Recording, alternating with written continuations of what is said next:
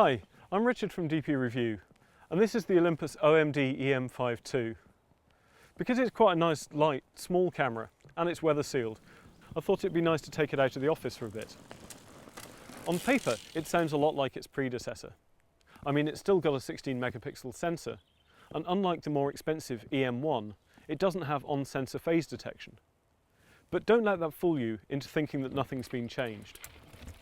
Despite looking very similar, Olympus has found room for a microphone socket, a flash sync socket, and 2 additional function buttons, without really affecting the overall size.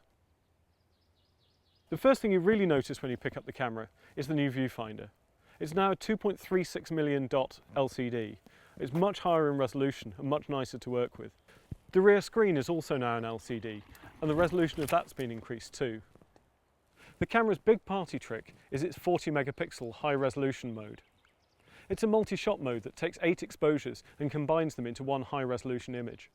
Of course, because it's a multi-shot mode, it doesn't really cope very well with movement, so it's really best in studio and landscape situations. Among the other changes to this camera, Olympus has spent a lot of time on the movie features, and it can now shoot 1080p footage at 77 megabits per second.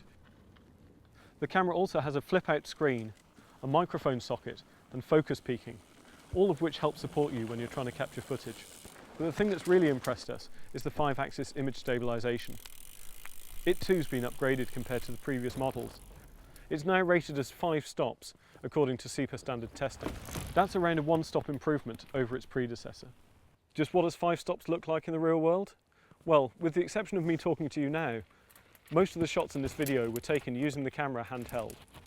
The final thing that stands out to me is just how solid the new EM5 II feels. The original model featured metal construction, but this has a real dense solidity to it that makes me feel a lot more confident bringing it out here.